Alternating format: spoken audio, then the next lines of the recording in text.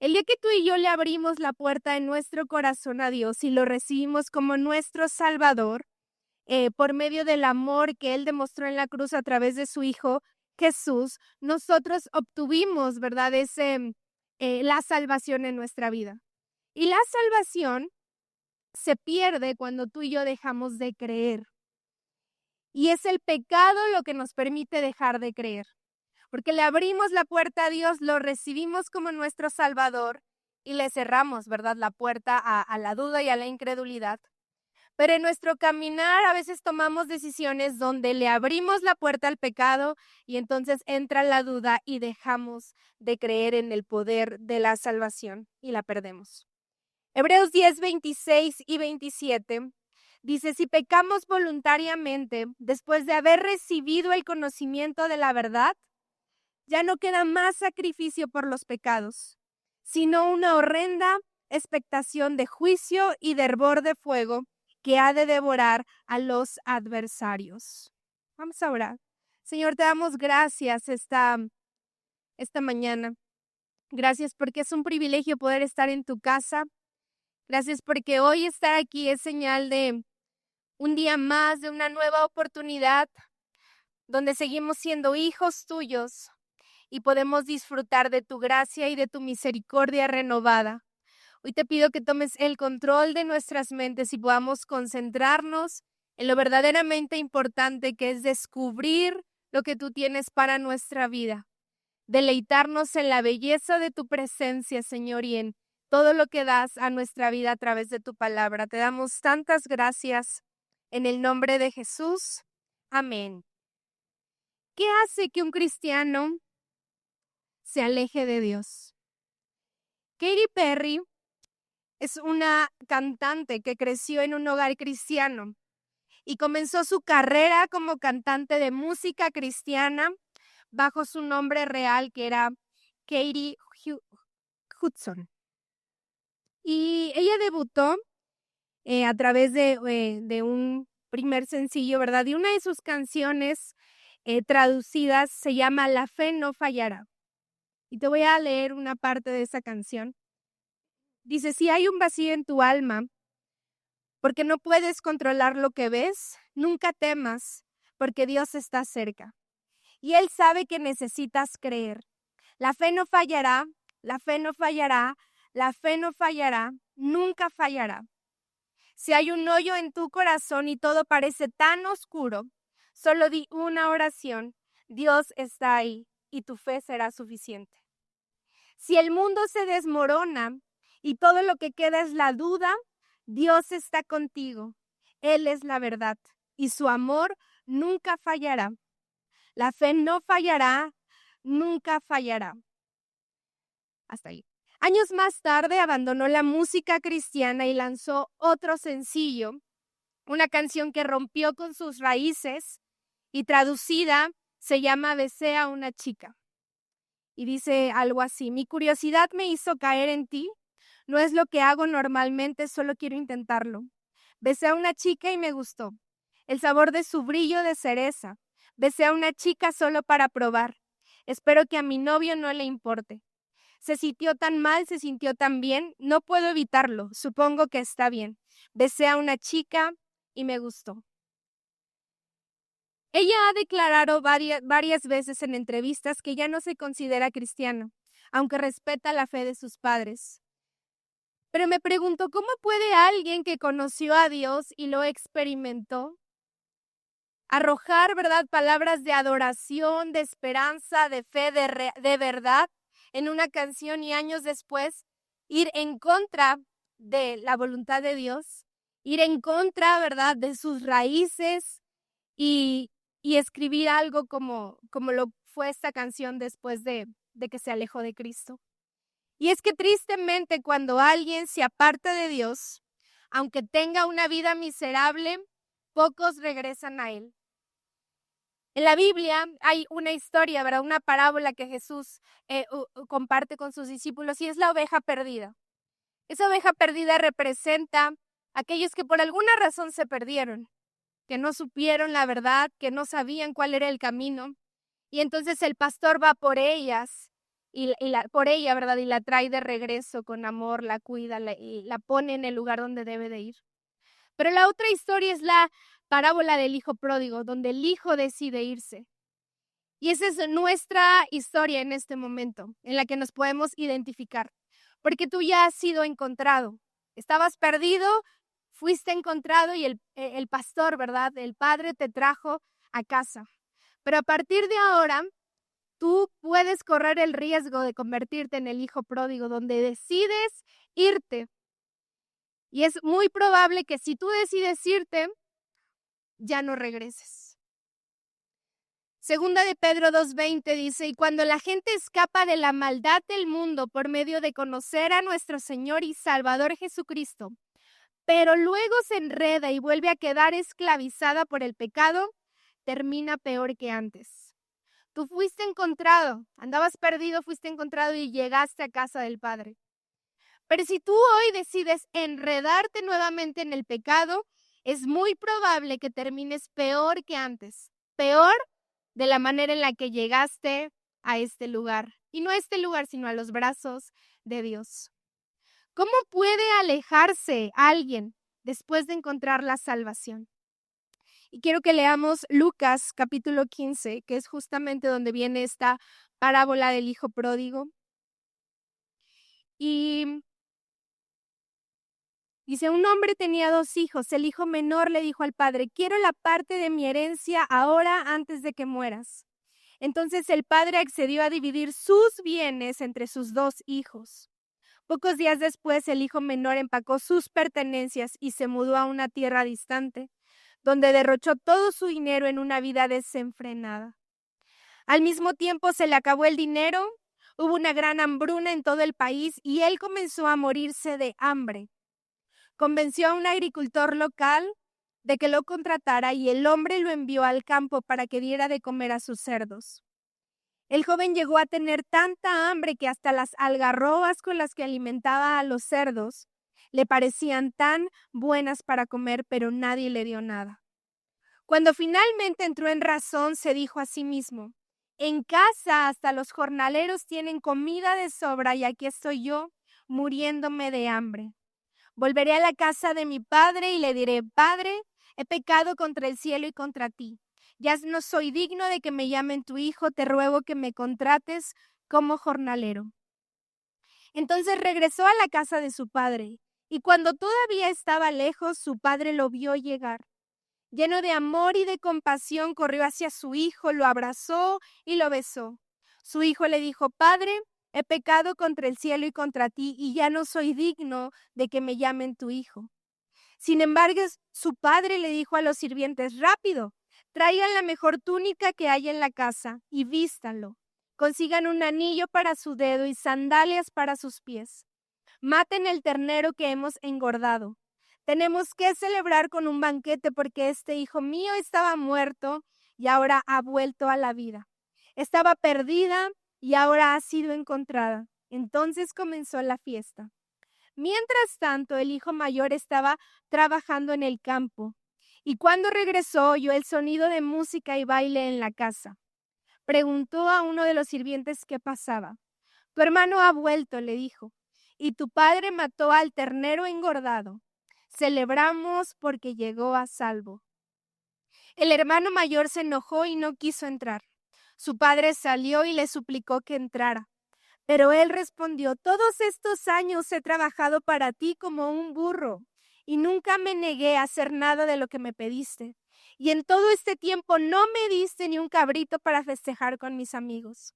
Sin embargo, cuando este hijo tuyo regresa después de haber derrochado tu dinero en prostitutas, matas al ternero engordado para celebrar.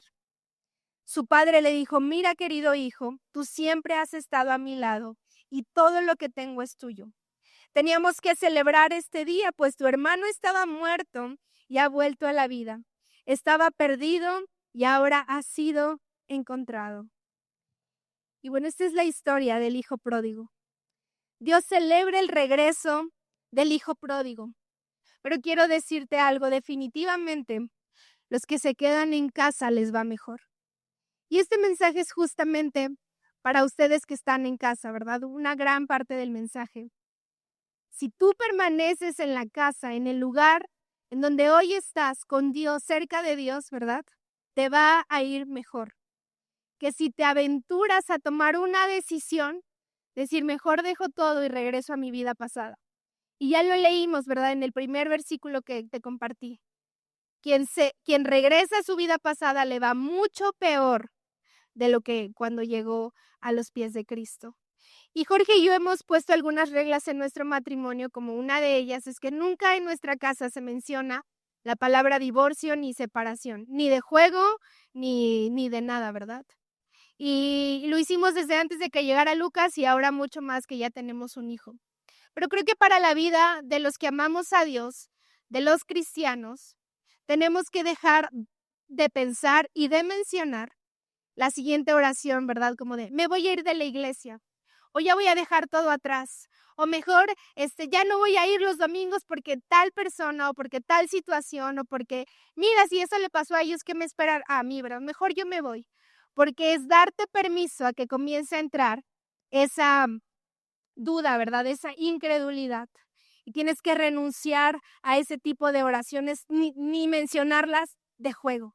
Porque el que se queda en casa le va mejor y el que decide irse le va mucho peor que la vez que llegó a los brazos de Jesús.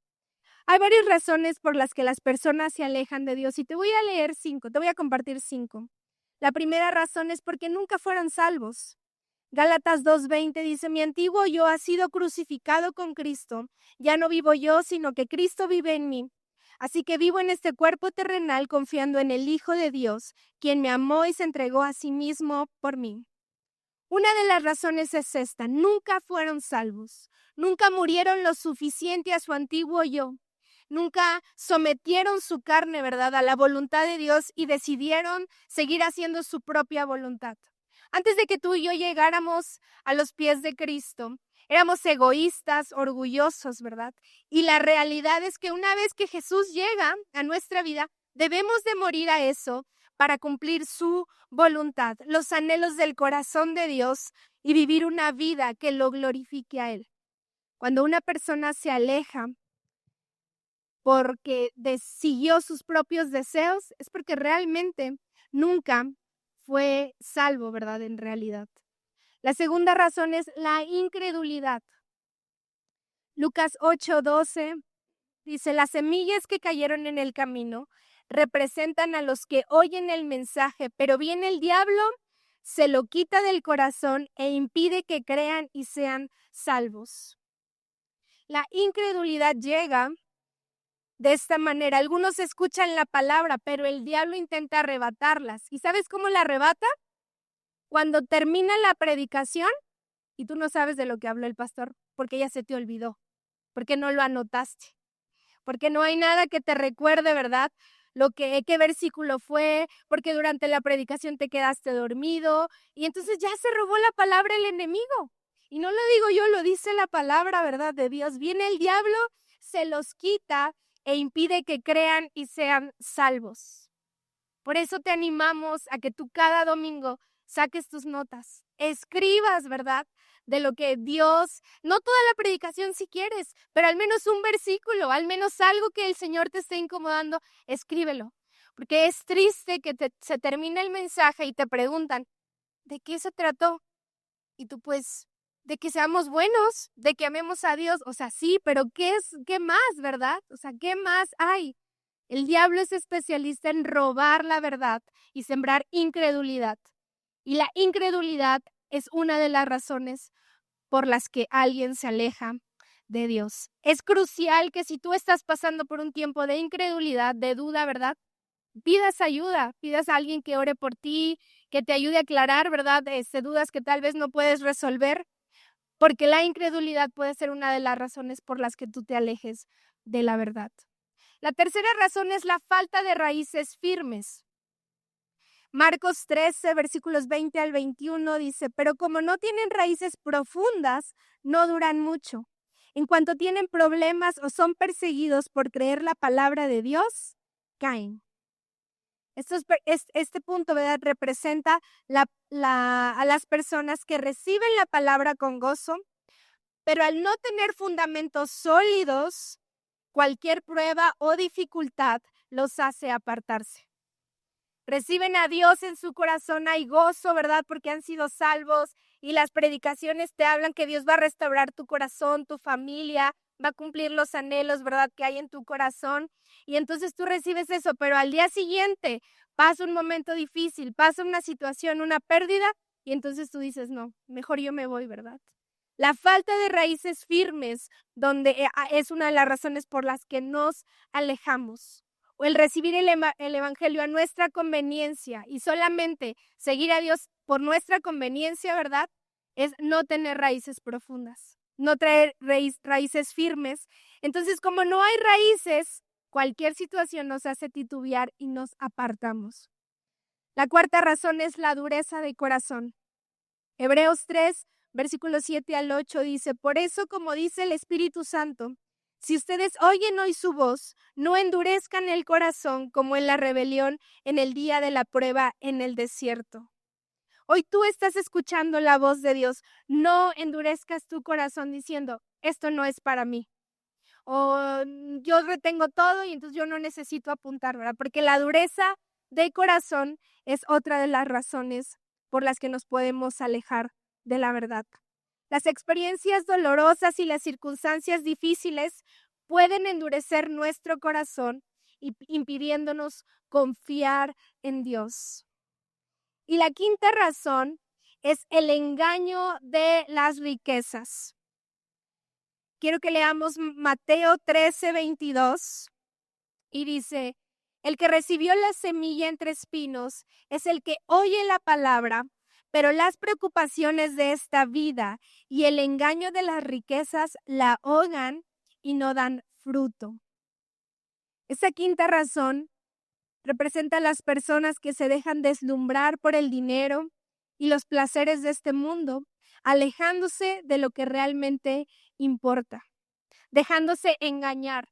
Lo que sucedió con el hijo pródigo es que él era hijo, vivía en una casa, pero él se asomó, ¿verdad? Y comenzó a anhelar lo que había allá afuera. Libertad, o libertinaje, ¿verdad? Otro tipo de cosas que no tenía en su casa. Y eso lo hizo ser engañado y terminar de una manera, pues es muy fuerte la palabra, pero es la realidad, ¿verdad? Una vida miserable. Porque se dejó engañar. El engaño viene cuando tú comienzas a anhelar lo que no tienes y lo que otros están viviendo. Y es algo tan sencillo muchas veces. Yo estoy en una temporada donde la maternidad es demasiado demandante y yo no puedo anhelar y vivir una vida de una mamá que ya terminó de criar a sus hijos, que hace ejercicio, que a lo mejor trabaja, se va de viaje cuando quiere, sale con las... O sea, no puedo anhelar esa vida. Porque mi realidad, mi temporada es diferente. Va a pasar, pero ahorita yo ahí estoy. Pero cuando tú comienzas a ver lo que otros hacen, lo que otros tienen, de una manera que anhelas, ¿verdad? Tener, y es donde tú estás permitiendo ser engañado. Y tu corazón se desconecta de tu realidad. Y entonces comienzas a anhelar cosas que te van a hacer que te hundas, que te ahogues, ¿verdad? Que no des fruto, porque no estás concentrado en tu temporada. El engaño de las riquezas nos hacen alejarnos de Dios. Creemos, no, es que Dios a mí no me bendice como bendice a tal familia. No, es que Dios sí te bendice, pero tú has tomado malas decisiones. Tú has abrazado el engaño de las riquezas y has decidido endeudarte, vivir una vida que no es en este momento la que tienes que vivir. Claro que Dios te bendice, pero el enemigo viene a engañarte y decir, no, es que a ti Dios no te da lo suficiente, ¿verdad? El engaño está presente a través de estas cosas que acabo de mencionar cuando nos dejamos deslumbrar por el dinero y los placeres. Mateo 6:24 dice, nadie puede servir a dos señores porque aborrecerá a uno y amará al otro, o será leal a uno y despreciará al otro. No se puede servir a Dios y a las riquezas.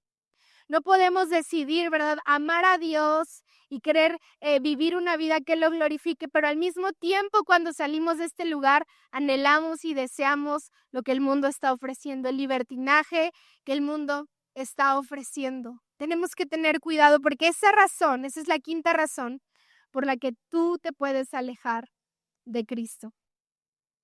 Ahora quiero compartirte 5 verdades transformadoras de esta historia del hijo pródigo, de esta parábola del hijo pródigo. Y la primera verdad es el peligro de la autosuficiencia. El hijo menor pidió su herencia y se alejó, creyendo que podía vivir sin su padre. Pero la realidad es que quienes se alejan de Dios creyendo que pueden vivir sin Él es un completo error. Cuando tú estás creyendo que tú solo vas a poder salir, que no necesitas a Dios, estás viviendo en autosuficiencia. Es decir, yo solamente puedo, yo lo he logrado solo, ¿verdad? Proverbios 3:5 dice, confía en el Señor de todo corazón y no te apoyes en tu propia inteligencia. Reconócelo en todos tus caminos y Él enderezará tus sendas. Hay quienes se alejan de Dios creyendo que pueden vivir sin Él. No podemos vivir sin Él. Confiar en Dios, en el Señor de todo corazón, es no confiar en nosotros mismos, porque nosotros mismos no vamos a poder sobrevivir.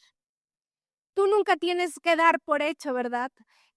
O por seguro tu salvación. Porque cuando tú tienes algo seguro, ¿verdad? En tus manos te hace confiarte y decir, pues ya, ¿verdad? Ya la tengo. Pero la realidad es de que debemos de vivir dependiendo de la salvación todos los días, apreciando, cuidando el regalo que Dios dio a través de su Hijo Jesús. Declarando, ¿verdad?, que lo necesitamos y vivir una vida glorificando su nombre, no confiando en nosotros, sino confiando en el Señor. Y entonces Él endereza nuestros caminos y nos dirige a donde sí tenemos que ir. La segunda verdad es el verdadero arrepentimiento nos lleva de vuelta a Dios. Proverbios 28:13 dice, quien encubre su pecado jamás prospera. Quien lo confiesa y lo deja, alcanza misericordia. Cuando estaba escribiendo este punto, ¿verdad? Pensaba en que realmente el porcentaje de aquellos cristianos que se alejan y regresan a casa es muy poquito. Y yo decía, realmente no vale la pena correr el riesgo. Y hoy te lo quiero decir, no corras el riesgo de que no regreses a casa. No tomes la decisión, ¿verdad? Si has estado pensando en abandonar tu fe, no tomes esa decisión, porque puede que no te alcance el tiempo para arrepentirte y volver. Pero esta verdad de la que te voy a compartir ahorita, ¿verdad? El verdadero arrepentimiento nos lleva de vuelta a Dios. Es porque el arrepentimiento tiene que estar constante y presente en nuestra vida. Cuando tú y yo confesamos nuestros pecados, alcanzamos misericordia. Pero cuando tú y yo los encubrimos, ¿verdad? Entonces damos oportunidad a que el enemigo nos empiece a llevar por otros caminos y nos aleje de la verdad. Proverbios 28:13 dice, quien encubre su pecado jamás prospera. Quien lo confiesa y lo deja, alcanza misericordia.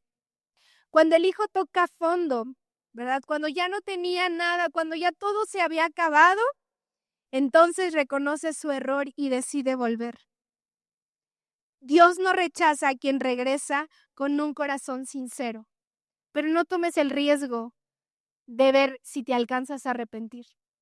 Mejor toma la decisión de permanecer, de confesar tu pecado, de arrepentirte de lo que has cometido delante de Dios para que tu corazón se vuelva a conectar con Él y alcances misericordia.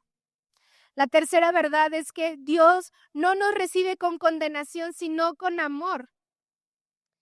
El padre corre a recibir a su hijo, lo abraza y le devuelve su dignidad con un manto, un anillo y una fiesta.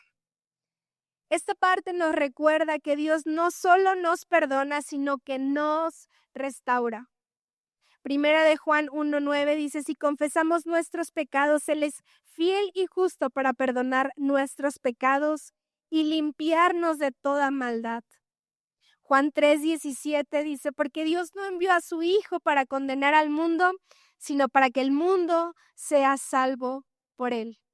Dios no vino a condenarte, porque si eso hubiera sido su plan, no hubiera enviado a su Hijo. Pero Él envía a su Hijo para salvarnos de esa condenación eterna y darnos salvación. Aprecia la salvación de Dios en tu vida. Valórala. No juegues con la salvación de Dios. Es algo tan hermoso y preciado que así lo tenemos que ver y no menospreciar nuestra salvación, porque Dios no vino a condenarnos, sino a derramar su amor. Y tú y yo lo aceptamos, ¿verdad? Pero a veces también lo rechazamos.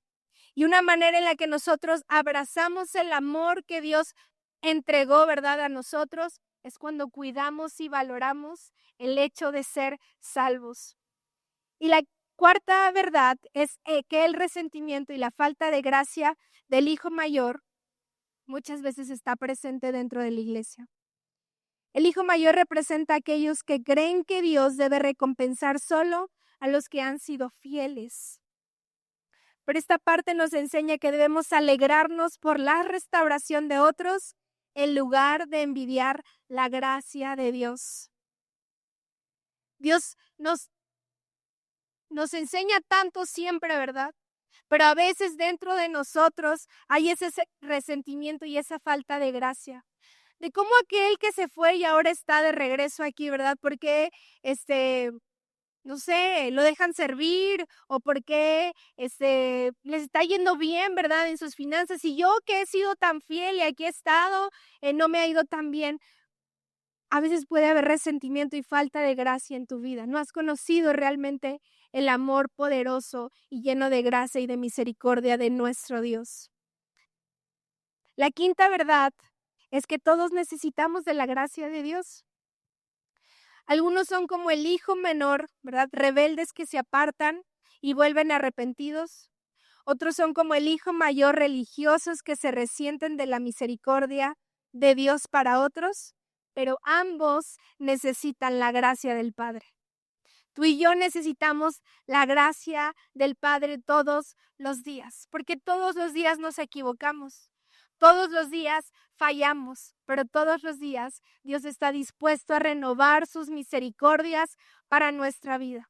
Pero hay una decisión que solamente está en tus manos y que es cuando realmente entiendes y abrazas, ¿verdad?, la bendición que es ser salvos por medio de su gracia. Nada hiciste tú, al contrario, no la merecemos, ¿verdad? Pero es su gracia la que nos permite ser salvos. ¿Y sabes algo? La salvación es algo que nadie te puede robar, que tú decides dejar. Hay una amiga que tengo que está ya muy delicada de salud y me decía, Sai, ya no puedo caminar, ya no puedo sentarme, ya no puedo ir al baño de manera natural, ya no puedo cantar, ya no puedo tocar la guitarra, adorar a Dios como yo lo hacía. Pero ¿sabes algo? Algo que nunca se me va a quitar y que nadie me lo va a robar es el hecho de que soy salva. El gozo de la salvación que hay en mi vida por saber esta valiosa verdad. Y fue un momento donde yo ya tenía preparado un poquito este mensaje que quería compartir, pero fue una confirmación de decir, hay gozo en el hecho de sabernos salvos. Pero cuando no hay gozo en tu corazón es probable que no hayas experimentado la verdad que es ser salvos por medio de la gracia de Cristo.